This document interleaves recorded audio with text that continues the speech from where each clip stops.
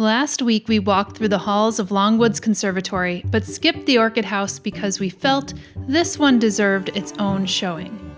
I synced up with orchid extraordinaire Greg Griffis for a tour and even went behind the scenes to see the thousands of orchids they grow, hybridize, and showcase in their greenhouses.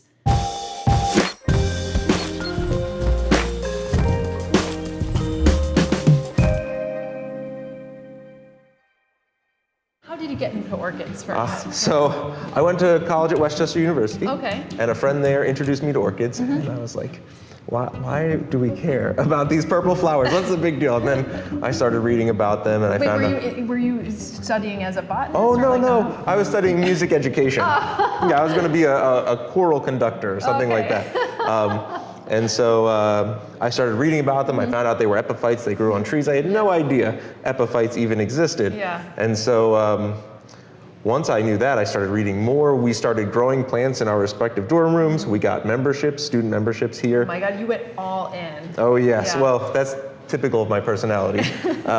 So we'd walk through the old orchid house and go, wouldn't it be cool to grow these plants? Yeah. Never having dreamed that one day I'd actually be here doing that. Fascinating. So I ended up working full-time at a nursery about an hour north of here, growing orchids right out of school. I had been part-time helping them scrub algae off the walls and weed the floors, and they taught me and I read, and I graduated, they sold the nursery, and the new owners hired me. Wow. And the rest is history. The rest is history. And this orchid house didn't exist before 2022, right? There was a history of orchids here at Longwood, but there was like a sleepy time, I guess. Yeah, we renovated or reimagined this entire space. So we're standing in what would have been the original orchid house. Through this doorway, actually you can see the concrete pad is the outline of the old alcove, and there would have been orchids in there. Then this would have been the orchid house proper. These cases would have moved one column back. Okay. And this square on the front would have been the entire orchid space. Wow, it's small. It was small. But you could pack a lot of orchids in one. We fit probably 200 to 250 plants in that space. So when we knew the West was changing, they were going to completely renovate this house, from the ground up, repair everything. It was the only greenhouse in the conservatory that had never been touched. And so it needed some, just structural, infrastructural things. And we said, well, if we're going to take it all apart, can we change some things? And so we developed a design team in-house. We sat down, we came up with ideas, and we designed essentially what we're standing in. And so it was down for a little bit more than a year. And then this past, a year ago, March, it opened up as the new orchid house. And it is the perfect epitome of Longwood, the historical, classic, original, completely reimagined with innovation and improvements that were needed and that kind of pushed the boundaries of what's been done before. These are the original bronze cases that were made in the early 1930s, 40s, that were completely renovated. They took them all apart, piece by piece. I mean, they're exquisite. Yeah. They are exquisite. They cleaned them, then they put them back together on site, piece by piece. Wow. And the glass wall that's above them, in the early 1920s, that glass wall existed and had come down as the house had changed and never gone back up. So when we designed this space, the architect suggested using it to create a vestibule out here to protect the orchids, when these doors operate to go to the New West Conservatory. Yeah. Well, this is exquisite. We'll do this so it has a little bit of a grand entrance. Yeah, absolutely. That's the idea.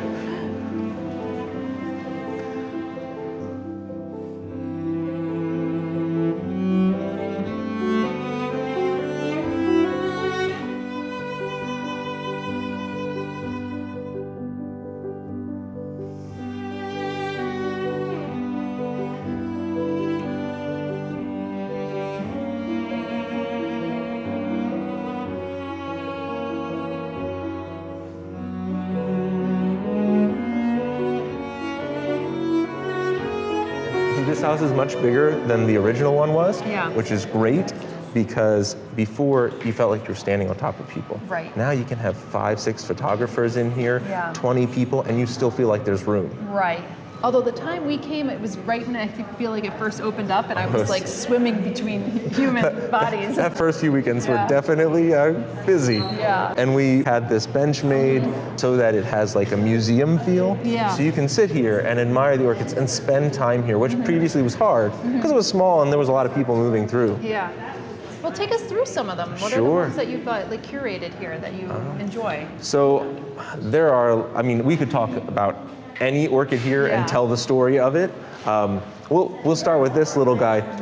So this is Path Spicereanum, which comes from Southeast Asia, India, you can see Myanmar, China. This plant came to us from the 70s, which is before CITES. Do you know CITES? Oh yeah, CITES. Yes. Anything that is going extinct or endangered, you can't trade it. Right, basically. and orchids got put on that list. Yeah. So this is pre-CITES, and this plant actually came from India and was sent to us. And the story goes of the first Spicereanum go back to when Sander was alive.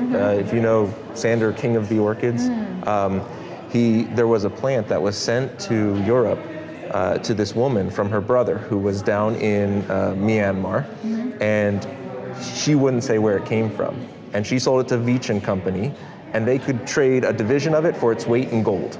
Wow. And Sander was not a man who didn't get what he wanted.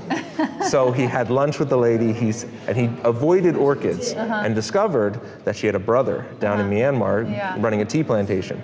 So he sends one of his orchid hunters to learn the tea industry in Myanmar and not to talk about orchids. Roundabout way. Yes. Yes, he was known to get what he wanted. Well, eventually the brother slips and says, he sent his sister this plant. It's causing all this stir. He says, well, I got it from up north at the border of Burma, and it's a terrible place. Tigers in the jungles. The locals are not friendly. They do not like, foreigners coming through. So the next morning, the orchid hunter's gone. So he hunts and he climbs and he finally comes through a clearing on the side of this limestone cliff, and there's thousands of Path Spicereanum. So he goes to the villagers and he says, hey, can I hire you? Help me get these out of the jungle. And they said, okay, we will, but first you have to kill the tiger that's been marauding our village. So he sets up camp, stays a couple months, hunts, finally kills the tiger. They help him carry him out.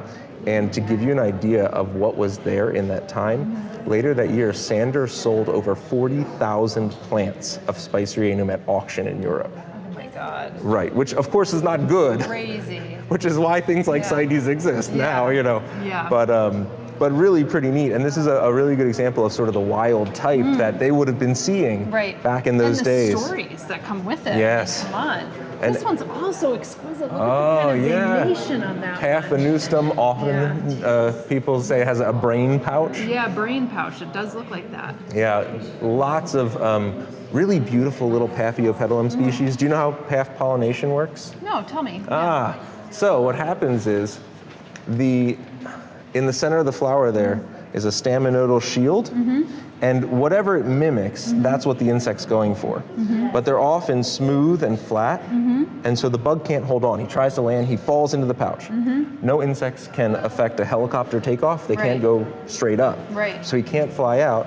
The only way out is to climb up. There's little hairs in the back of the pouch that form a ladder. And as he goes out the back there, he has to pass by the stigmatic surface and the pollen from this plant and pollinate the plant as he exits. Yes. Trickery. Yes, indeed. And that's basically how most of the pouched orchids are being pollinated. And then you have some Cattleya hybrids. And Cattleyas were really important to Longwood. Yes. Actually, the cases are a great example of that. We have historically kept one purple and one white because at the time when Alice and Pierre started collecting, they were primarily the most common orchid were cut flower corsage Cattleya. And they were primarily white and purple because those were the colors that flowered at the right time of year for Christmas, Mother's Day, New Year's, Easter, things like that. And so a lot of the first plants that Alice and Pierre were getting that were hybrids, that weren't necessarily species from the wild, were cut flower Cattleyas in pinks, purples, and whites. And so we have about 2,000 Cattleya that basically form the core of our collection. So I notice you have them like in pots here. So when they're out of flower, you just kind of swap them out. Exactly. I feel like that's a little easier than having to move the palms out of the yes, places. You know? Definitely a lot easier. It's a little less heavy lifting. And when we designed this display to be totally flexible. So not only can we change out plants in pots, but we can actually remove the rings from the wall. So you take this plant out, you want something smaller there, you can slot a smaller pot right into the wall. So literally the entire display can be changed any day of the week.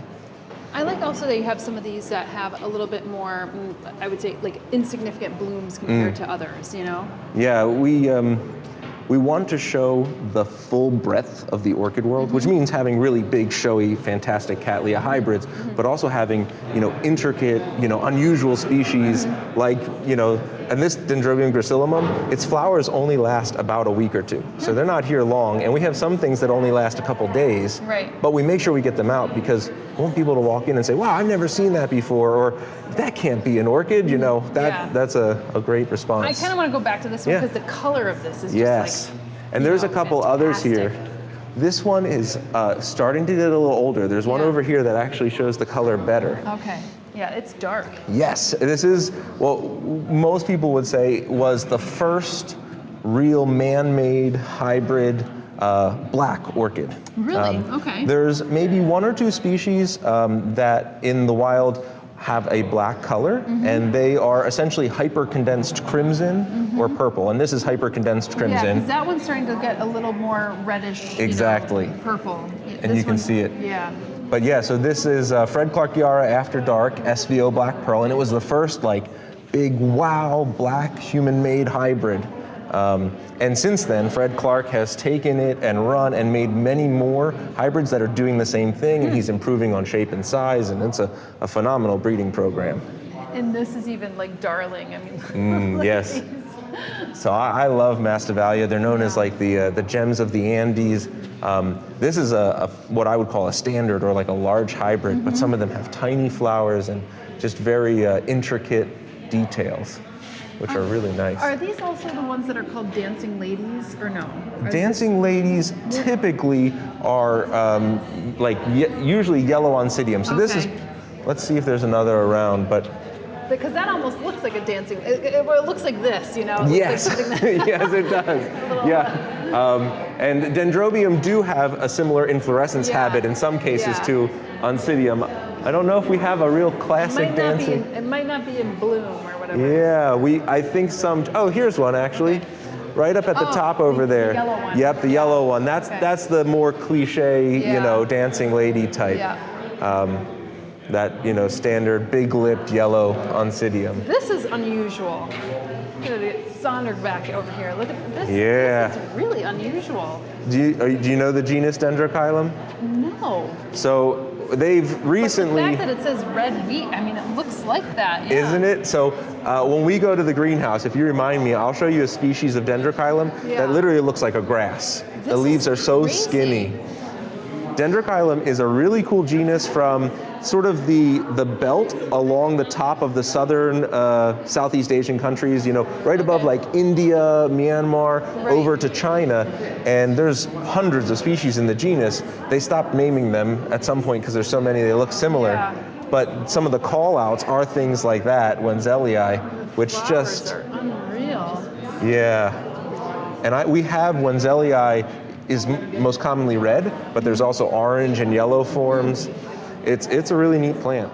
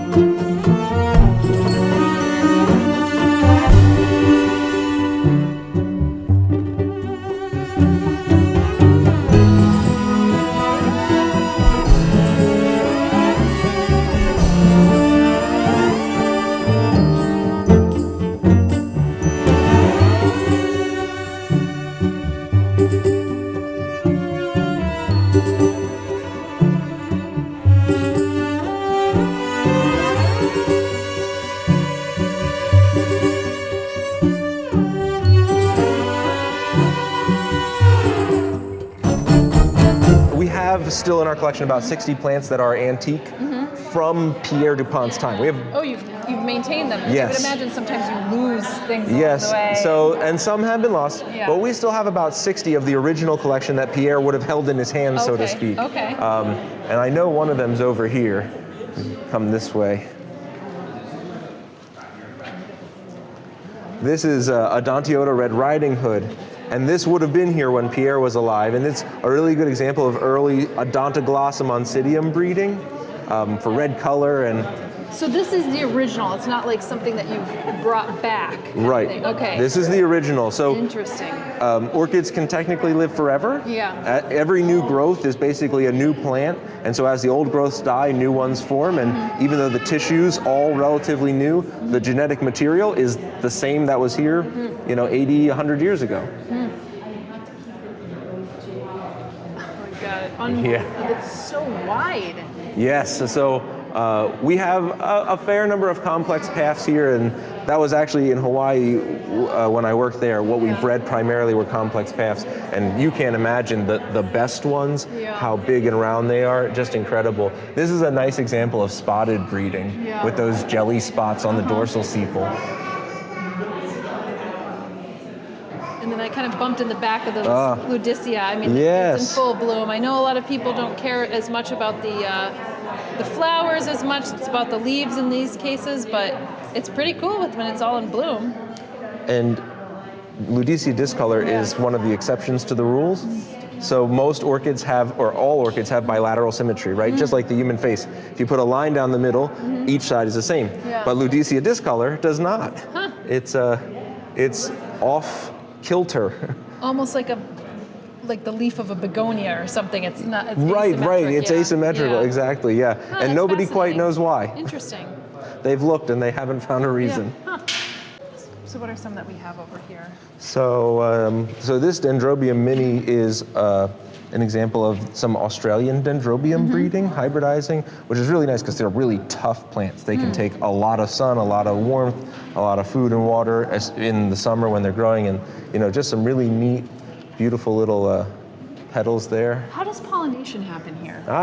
So for the most part, we don't want our plants to get pollinated because if they do, the flowers die, right? But we are working on a number of orchid breeding programs. So when we go down to the greenhouses, you'll see I have seed pods everywhere. And so I'm doing all of that pollination to put specific sets of genes together to try to create predictable outcomes. But by and large, we try not to let things pollinate the orchids out here so they last as long as possible. Although the Cattleya are so effective at attracting bees that our honeybees often try to pollinate them. They're a little too fat to get in, but we have many attempted pollinations. And some of the things that are pollinated by like fungus gnats or things like that, they'll get pollinated here too.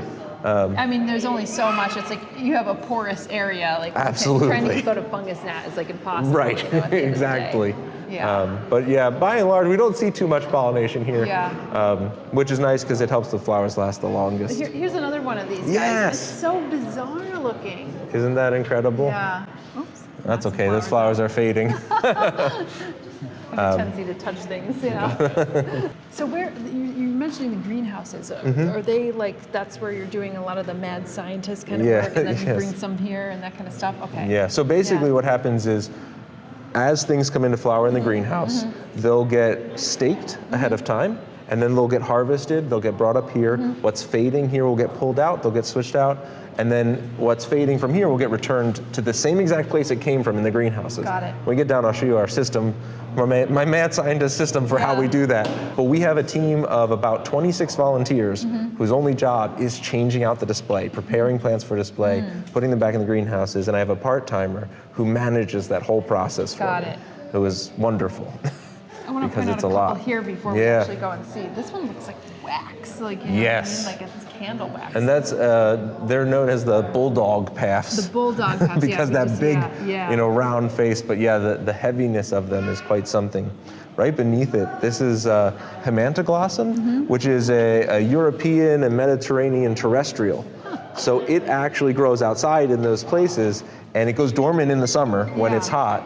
And then in the winter, when the rain starts and it cools down, it grows when conditions are more favorable. And we have a number of terrestrials from that region that we're growing. We're trying to increase the terrestrials that we have to show people, because most people don't see terrestrial orchids frequently. This one is pretty exquisite. This Masdevallia. Yeah. Yeah, so when we look at Masdevallia, we have all different kinds. And this is a simultaneously flowering multifloral, which obviously just has an incredible effect to it. And this would be pollinated by something like a fungus gnat in the wild. And this is a species. And these two with the lips. Yeah. Unreal, right? So this is actually in the same family as Masdevallia. Okay. They're in the Pleurothelidae, and we have nearly the entire genus here, which is a really cool thing from a conservation standpoint. And the taxonomy of the genus is a little muddled, so we're hoping in time to leverage the view we have of the whole genus to help to clarify it. But they're lovely little plants, and it's suspected that at the ends of the petals, there's those little globules, osmophores, that they may actually emit like a slight pungent fragrance that actually draws fungus gnats in, but which you and I can't smell. Yeah, obviously, yeah. And not necessarily in Longwood either, where it's like it has a mix of fragrance everywhere. Yes, exactly. This room often has this conglomeration of subtle floral fragrances from all the Cattleya and the Oncidium and everything else. Well, should we go check out the greenhouse? Sure. Oh, you know what it is? It's lunchtime. It's lunchtime. They're having the lunchtime meeting. Let's start down here. Okay. You can edit it however way you want. Yeah. So we have 3 back houses. Okay. A warm, an intermediate, and an air-conditioned cold growing back house. Got it. So we'll start in the cold back house. Okay. Since we just came out of the cold. Yeah. And what's really neat is there's a lot of orchids that grow high elevation that you can't necessarily cultivate, in Pennsylvania without cooling of some sort. And so we have a massive air conditioning system that air conditions this greenhouse. So it's currently in the low 60s right now. Okay, well that's not that bad. No, not that bad at all. And we share this with research. So the front benches here are researches. These are Blatilla that Dr. Peter Zale, our curator, he's been breeding Blatilla for over a decade. Wow. And so this is some of his breeding here, and some other research trials. And then the rest of it pretty much is orchid collection. So the Restrepia that you were looking at up there. Yes, right there. Here they are. Here's the rest of the collection, and you can see there's some really neat individuals in this group. Right, so this is the one that you have just about every genus species. Yeah, nearly every species, and we have a couple of the type plants that were, the first ones found, which is pretty neat also. So we have those in here, and the Miltoniopsis growing here, and some of the cool growing Oncididae. We have the Disa. So are you familiar with Disa? No. So Disa is a South African terrestrial that grows near Cape Town primarily, on the tabletop mountain there. Disa uniflora, and there's about 7 species that can all breed together easily, and they all grow the same way. And so in the 60s, our director went to Kirstenbosch's Golden Jubilee and brought back like 12 plants of them, and the grower at the time learned how to grow them and cultivate them. And most orchids, the seed has to be sown in a laboratory, right? Because you need a sterile environment and agar jelly to germinate. But Disa seed has a residual endosperm, so it will germinate on damp sphagnum moss. So this tray is all of my breeding from last year.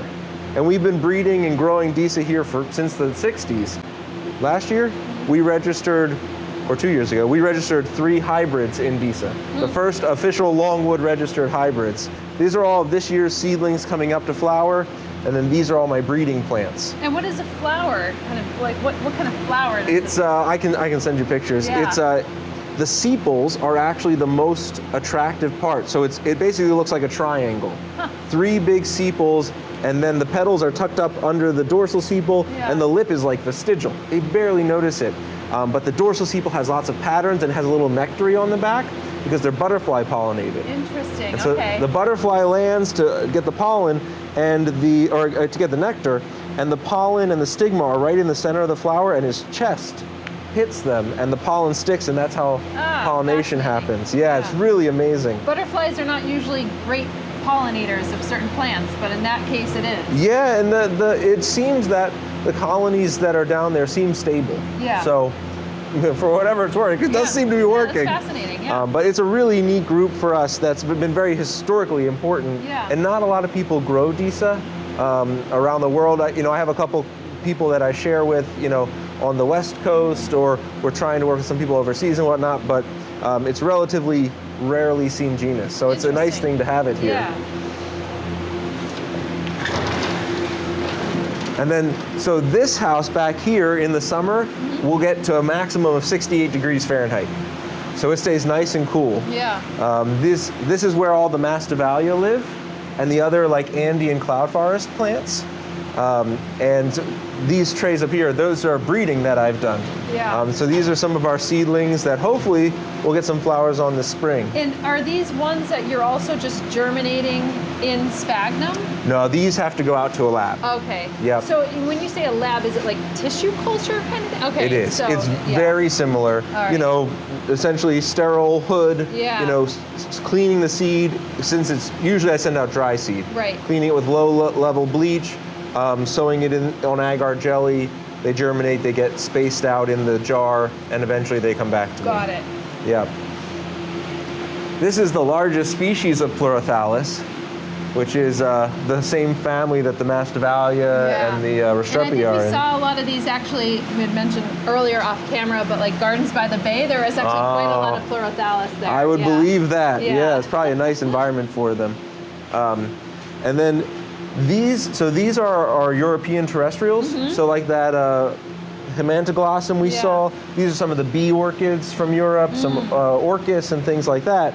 And then the bee orchids, are those the ones where the bees like mix all the different types of smells together? Or no? Which ones am I thinking about? So I think you're thinking of euglossine bees, which primarily are South America, and they're like pollinating Cattleya and Oncidium because the males have little fuzzy patches on their back legs, and they collect. And the guy that smells the best gets the girl. Exactly. Yes,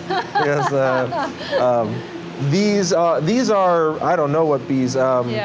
European bees, and the flowers mimic either male or female bees or prey sometimes. Fascinating. And what's really cool is they did some research into them, and on some of the species, the hairs on the flower were morphologically identical to the hairs on the female bee. Wow, that is so crazy. So like, even though the structure wasn't made of, animal tissue, it was made of plant tissue, the structures were identical. That's insane. Just really neat stuff. That's like plant wisdom there, that's beyond. Right, yes, absolutely. And these are some Satyrium. This one's gone a little floppy. But this is a genus from South Africa as well. Now, what is this considered? Like, what is this part of the plant? They would be bracts. Bracts, okay. Essentially. When our curator came, he brought these two plants with him. And since then, we've been acquiring more species. It's something you almost never see. Yeah. But it's really neat. It goes dormant in the summer when it's hot. It grows when it's cool in the winter. And the flowers, these, are small and greenish, but the other ones are pink. The acuminatum smells like honeysuckle, and it'll fill the whole greenhouse. Now, I'm just curious because I'm seeing lots of different ways that you're kind of growing and propagating these. Are you using this kind of quartzite, kind of sand stuff on the top just so to batten down any of the moss, or how does it, or you don't want it to rot, or how does that work? These are actually planted in that quartz sand with like a pro-mix in there, and that's the entire medium. Interesting, okay. I don't tend to top dress the orchids, mostly because I'm mostly growing epiphytes, and the terrestrials that I'm growing, usually it's same mix straight through. Okay. But no, this mix is basically I think it's 75% quartz sand and 25% essentially peat moss, non-soil mix kind of thing. Fascinating. And did you come into this career with that being told to you as like the one thing, or did you kind of experiment as you were going? This actually Peter told me to use. Our curator. He brought them to me. And he never said, questioned. "This is right." No, actually, Peter is honestly one of the smartest horticulturalists I've ever met. And he told me for these, he says, "That's how I've grown them before. That's how most people do." I said, "Done." And obviously, it works really well. If it ain't broke, don't fix it. That's exactly right. Other things we have experimented with, the DISA, I have 3 different experimental mixes going on right now, try to find something that's a little bit better. And these are more of Peter's plants, and these are, in a lot of cases, hardy orchids. That he's growing to plant outside, or they're experimenting with. And are they native orchids, native hardy orchids, or just orchids from everywhere that just happen to work in the zone? It depends. Some of them are natives. I'm not sure about these groups. This may be a mix. I know some of it has been conservation-based, native hardy orchids that we're propagating for conservation's sake. Others have been horticultural. Does this cultivar, does this type grow well here? That sort of thing. Got it. Always nice to see the behind the scenes. You know what I mean? What do you have in here? Yes. That's actually perfect because we were talking about the lab. So these are growth chambers, and this is where all of our orchid seedlings start their life. So these are some of my seedlings that our lab sowed. And you can see, there you go, there's a little habanera growing along. The rest of them have gone dormant. I'm waiting for the next growth cycle to outpot them. But so fascinating. This is where they all come to grow up to be big enough before we can take them out. So there's some things. Some of this group I potted out a little while ago, and these were the ones that were too small at the time. So we'll wait for them to get bigger before. And when they're ready to be potted out, you clean off the gel from the roots and everything like that. And then, Some people are very intent on making sure you get off all of the agar because they're worried that it'll, be an opportunity for mold to grow. I personally, if I get most of it off, we're usually good. But also, many of my mixes are rather open, so it'll kind of wash out over time. I don't have to worry as much. So this is the North Passage, and you can see the folks down there. That's my team cleaning up the orchids from this morning and preparing the next ones for tomorrow. So are you changing out the orchids every day? Every weekday, Every weekday. When I started here, there was only one person to help the grower do it, and we did it 3 days a week. And I was like, this is not sustainable. We can't get anywhere like this. So we've gradually grown our team. So now, 5 days a week, we are doing change outs in the display. And it's not the whole thing. No, It's just like a few here and there. It averages maybe 10 to 20 plants a day. And then how many do you have in that room in general? We have probably between 250 and 300 plants in the room. With the capacity to go up to maybe 500. Interesting, So room to grow. So if you like, you can pull the string. Sure, why not? Woo, that was pretty intense. Exciting. And then. Want to come in? Yep. You have to pull it on this side so it doesn't get you, That'll take your arm off. Yes. So this is our Cattleya house. So this is where basically the core of the collection is. This is where we start shedding the clothes because it's a lot warmer here. Yes, absolutely. 60 to 80 degrees and bright in here. A balmy 80 in here. So this is the core of the collection. A lot of these are the oldest plants here. A lot. We have about 5,000 plants in the collection. Wow. Let me turn the fan off. Here we go. Now we can hear each other. So some of these are the originals that they had originally at Longwood. Yes. Yep. And so all of our plants, have a brass tag with the name and the accession number. Fancy. Oh yeah. First time I'm seeing brass tags. Oh yes. Antiqued brass, nonetheless. And if you look at the brass tag, the first 4 digits are the year that it came here. Oh, that's cool. 1972. Right. This one's from 1966. Wow. So then we've just started barcoding the collection too. So now every plant can be tracked as an individual. And then the chip system works by the last 4 digits of the barcode so that when this plant returns from display, it gets matched up to the exact place it came from. Because orchids in the wild, they don't change position. Right. So the more in place an orchid can grow, the better growth you can get. And also, this way, when I water, the plants that I'm expecting to be on the bench are there. And not things that don't belong there or, otherwise. And so we're also, do you know about virus in orchids? Well, I would imagine that the virus in the orchids could cause some really interesting colorations and stuff. Yes. And you have to be careful about what you think is a variegation versus something that's actually This is very infectious. true. Yeah. So we have two main viruses in orchids that we're worried about. And as you know, once a plant gets a virus, that's the end of the road eventually. Yeah. So what we've done is tested the entire collection now. And then we've segregated them based on if they're virused or not. So plants with red barcodes have virus, and plants with silver barcodes are virus-free. But how do you know, though? Is it just a physiological change or a coloration or? What we do is our IPM, our Integrated Pest Management team, has tested every plant. So they take a leaf sample and they use ELISA testing, and they use basically an identifier that latches onto the virus, and then it tells that plant has virus. Huh, interesting. And then we correlate that result with the barcode. Huh. So we can, scan the barcode and see what virus it has. Right. And so we have segregated, so this bench is all virus-free, this bench is all virus, they don't touch. Yes, we keep them separate as we move them up to the display. I see, okay. Eventually, so you still display the ones with the viruses, but you make sure that they're just not touching anything else. Yes. Is it really just the touch of a leaf to a leaf that could do it, or? For the two orchid viruses we're most worried about, it's basically sap-to-sap contact. Sap-to-sap, So you really need, a wound and another wound to touch. Right. They can spread by water, but it's difficult, and you actually have to have an insect with like a chewing mouthpiece to spread them. Things like aphids or thrips, they don't spread them. Right. Our goal is eventually the collection will be completely virus-free. But we have so many rare, valuable orchids that have virus I was going to say, you don't want to toss them. That's right. Especially if they were some of the OGs, That's right, exactly. So what we'll do is we're working on systematically replacing the ones that we can replace with exact clones from the marketplace that are clean. In the end, because you can't even clone them. You can't. Well, right? You can. So here's relatively new information is you can clone an orchid clean of virus, but it's not as simple as we would like it to be.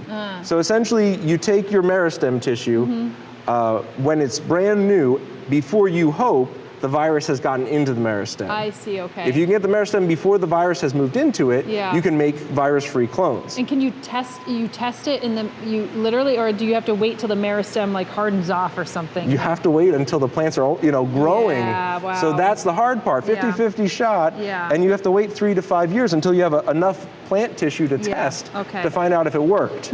So eventually we'll end up with a small group of plants that can't be replaced without cloning them clean. Right. And then we'll undergo that process.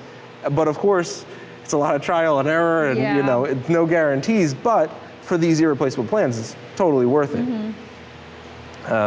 So that's something that we're working on too.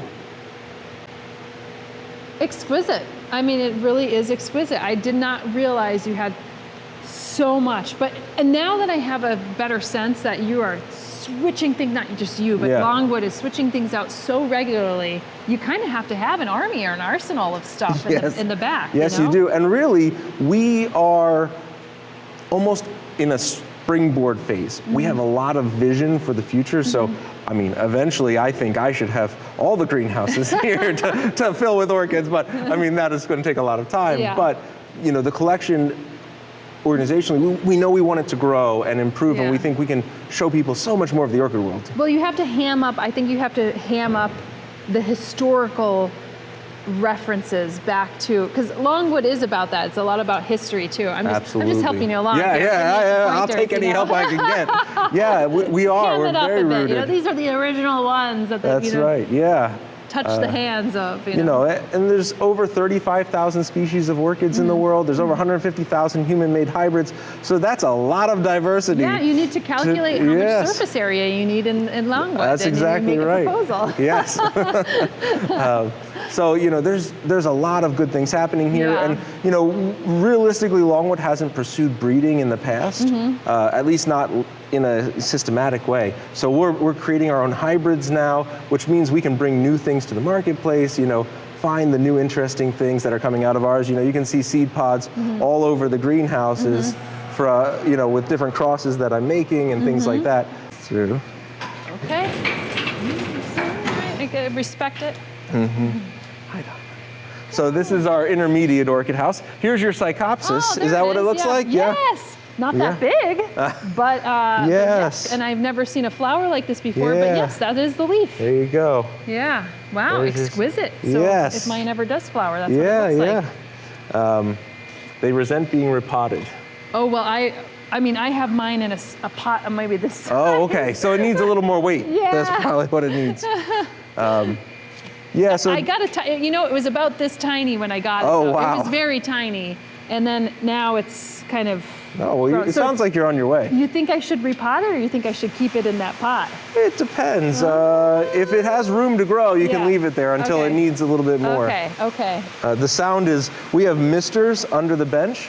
So humidification, especially in a concrete floor greenhouse, is always a challenge. And I've seen lots of times when humidification has gone wrong. Misters overhead, that they drip on the plants, or they always clog, or the misters go off, the exhaust fans suck them right out of the greenhouse.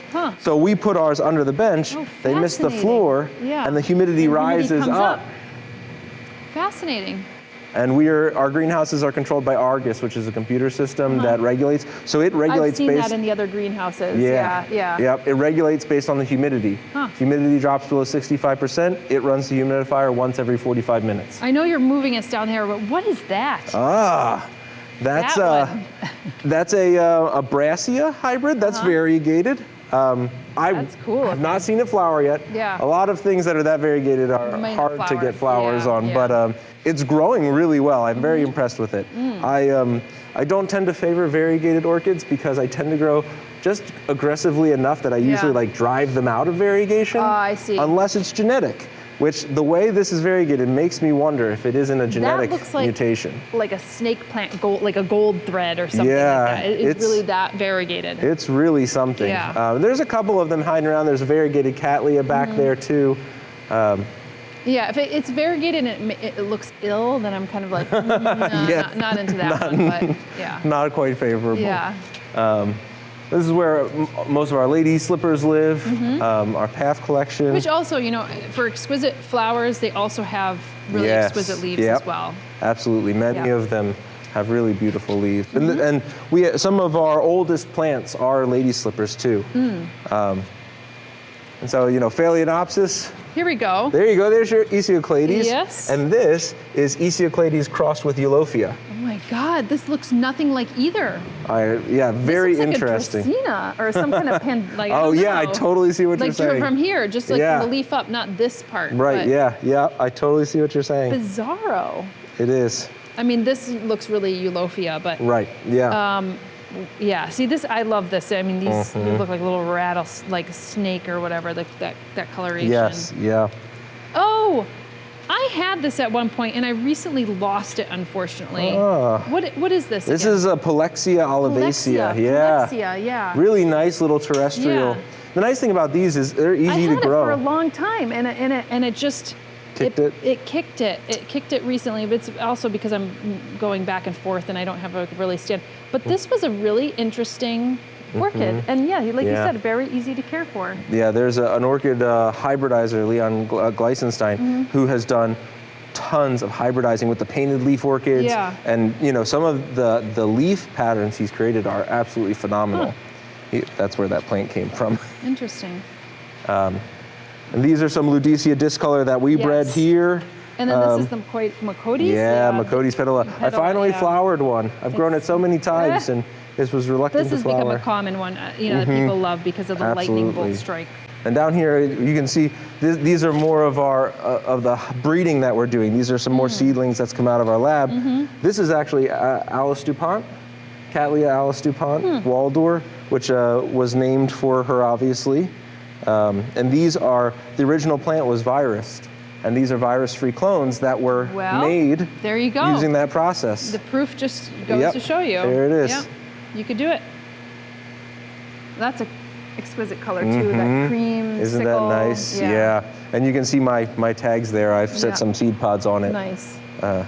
That plant's been used for breeding by other people too. So I knew it would be a good plant to use. Yeah. These almost look like bamboo. Yes, these are Sobralia. Yeah. So the smallest species is down there, gets about 8 inches tall. The tallest species gets about 30 feet tall. Holy cow. Yeah, that's what I said. Yeah. I said, we definitely need one of those here. And they said, where would you put it? I said, well, in the conservatory somewhere. No problem. We'll figure it out. We'll give lift rides up to the top to see the flowers. Unbelievable. But yes, these are some of the more intermediate species. This one gets big purple flowers, really nice, but they only last about a day or two. And then they're sequential, so then the next one comes out after it. So you can get flowering for like 2 weeks, but lots of flowers coming out one after the other.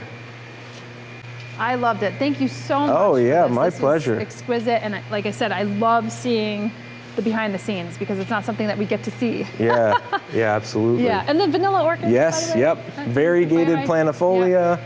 Yeah. Who pollinates these? Who tickles them? Me, when they flower. This one self-pollinates. So it always, yes. Wow. This plant's actually from a seedling that appeared in the greenhouse because the seed spread around and it germinated of its own accord. That's interesting. It is. This is not planifolia. I just met a fig that did that. It becomes self-fertile. It doesn't need the little fig wasp. And I was like, that's fascinating that you could have some of those that are, that may do that. There's a number of orchids that self-pollinate for one reason or another. What's interesting is why they self-pollinate. Some, as the flower opens, the pollen brushes its own stigma. So it literally pollinates itself. Other ones just automatically generate seed regardless. So, and there's even other mechanisms too. So, when you have a plant family that's that diverse, you're going to have ones that don't necessarily always play by the rules. Absolutely, and we have a couple that like to make themselves weeds, and they show up in the other pots and whatnot. Well, thank you so much. Clearly your joy for this family is infectious, and I love that your little story of how you went from one place to the other and you just went right in. So I think a lot of people could resonate with that. Yeah. Thank you so much. Absolutely, my pleasure. What is it, a psychopsis? Oh yeah. Yeah. All right. Yes, that seems to be. I think it might have been my first orchid because I went to an orchid show at the Planting Fields Arboretum. And I was like, look, I haven't grown many orchids or whatever. Can you suggest one? And that was the one that was suggested. Someone to me. gave you a psychopsis as your first orchid? Yeah. Is that hard? That's totally bizarre. Really? Yeah. That's like not in the list of first things I'd give you. Really?